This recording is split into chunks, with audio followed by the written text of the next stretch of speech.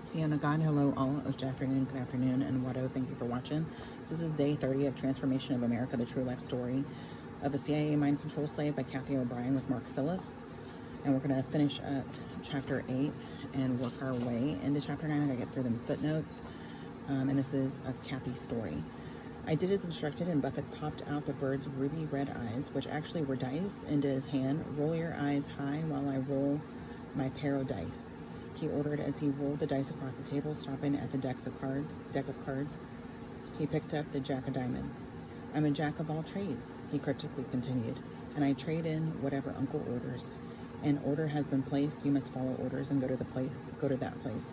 Go to the White House Inn at the pier, carry your laundry bag, which was full of cash, with you, and see the man in black. My Cuban contact almost always wore a conspicuous black trench coat.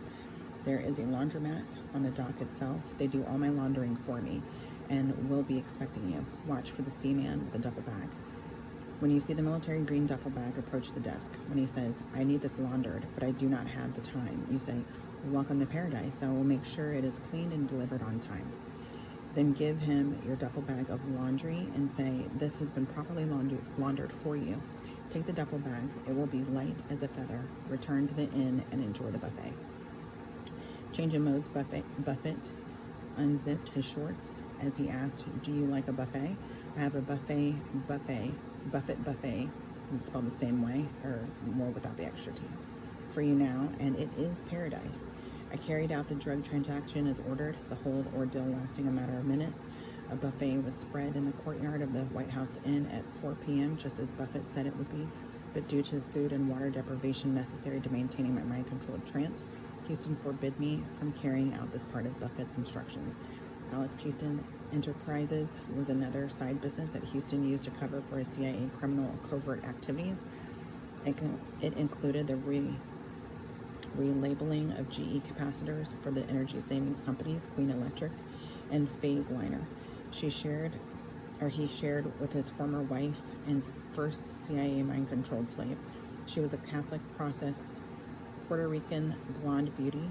These GE capacitor banks were sold internationally as energy saving devices, when in fact they provided one more means of transporting drugs from the U.S. around the world.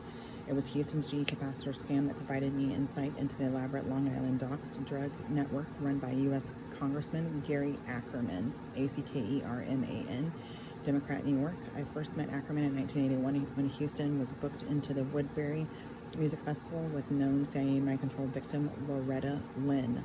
Loretta's road manager, neo-Nazi pedophile Ken Riley, Kenriley, who was also Alex Houston's best friend, often assisted Houston in handling me. Riley, in turn, handed my charm school programmed key codes and triggers to Congressman Ackerman, who skillfully accessed my Alice in Wonderland mirror-themed programming. After snorting a couple of lines of coke, he stepped into the center of a three-way mirror where he positioned me and proceeded to sexually gratify himself in my throat. Ken Riley and other involved members of Loretta's band all laughed as Ackerman stumbled around the room while pulling his pants up from around his ankles and complaining that he couldn't stand for sex like that. The term Ackerman syndrome was coined after that in reference to sex that drained a man of his energy and circulated among those who know for years.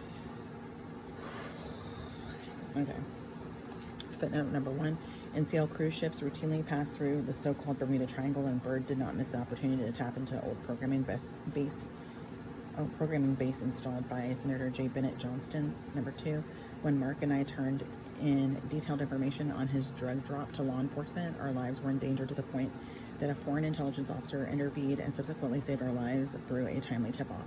Number 3, diamond in the rough was a term used to describe an MPD/DID slave actively engaged in programming via torture conditioning. Number 4, Congressman Ackerman's Caribbean, cocaine, and Asian heroin operations have not hindered his position on the Congressional Post Office and Civil Service Committees, nor the Asian and Pacific Affairs Committee.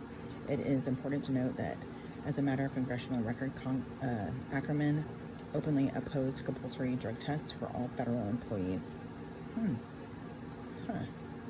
Number 5, Senator Byrd proudly claimed Loretta as his mind-controlled slave and told me, I literally made Loretta what she is today, and she is made MAID to order. Loretta's son and secondary mind control handler, Ernest Ray, told me, I know what the bird did to my mother. I can get away with murder. All I gotta do is call him and I'm free as a bird. Okay. Wow. Chapter 9. Ronald Reagan's American Dream, a Pandora's Box of Nightmares. My mind-controlled existence became more complicated after Senator Byrd introduced me to then-President Ronald Reagan in the fall of 1982 at a White House political party. Byrd told me, when you meet the chief, imagine him with his pants down. He's most comfortable knowing you are imagining him with his pants down. He doesn't want formality. Former President Ford had conditioned me to dread the office of president, and I mechanically went through the motions of meeting Reagan. Reagan admittedly had seen the How to Divide a Personality and How to Create a Sex Slave videos made in Huntsville, Alabama. He acted very pleased with me, as though I had participated in them willingly. Within the first few minutes of meeting Reagan, he was giving me acting tips to utilize in government operations and pornography. When you become your part, your performance increases, which in turn increases your ability to do your part for your country. Ask not what your country can do for you. Ask what you can do for your country, your part, he instructed. Somehow Reagan's reminder of Ford's and Vanderjack's conditioning to Kennedy's quote seemed more patriotically significant that simply significant that simply sexually entertaining politicians by waving a flag in my bottom. After gazing deep into his self-professed kaleidoscope eyes, each metaphorical phrase he spoke became life and breath to me. Reagan explained to me that the illegal CIA covert activities I was forced to participate in were justified as they funded covert activities in Afghanistan and Nicaragua. He explained America's freedom train is spanning the globe and sex is but a sidetrack to the ultimate course of freedom. Our job of procuring and transporting arms is the most difficult part of all, but it can and must be done. How can a man with no arms fight? These operations are necessary as American people raise too much hell about violence already, and it is better they're not informed of our supporting wars they cannot understand the significance of. I realize now that Reagan twisted reality to fit his personal perceptions rather than to adhere to Byrd's philosophy of providing excuses for what he deemed the order of things. In typical Reagan fashion, he did not perceive mind control as slavery, but as an opportunity for those who otherwise would have nothing in life. He claimed that multi-generational incestuously abused children like myself or previously impoverished baseball players from third world countries and slums are provided an opportunity to be all they can be through making a contribution that's spaced out to society, our nation, and the world by utilizing their talents to maximum potential. With this attitude, Reagan displayed pride in the sick role he played as a Wizard of Oz, directing Project Monarch slaves like myself. The night Senator Byrd acted in the capacity of a pimp and prostituted me to Reagan, referring to me as though I were a machine.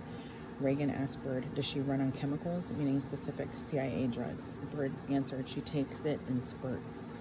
I noticed that Reagan's eyes lit up with perversion and understanding of Byrd's statement, which meant that I shared whatever drugs were in his system through his urine.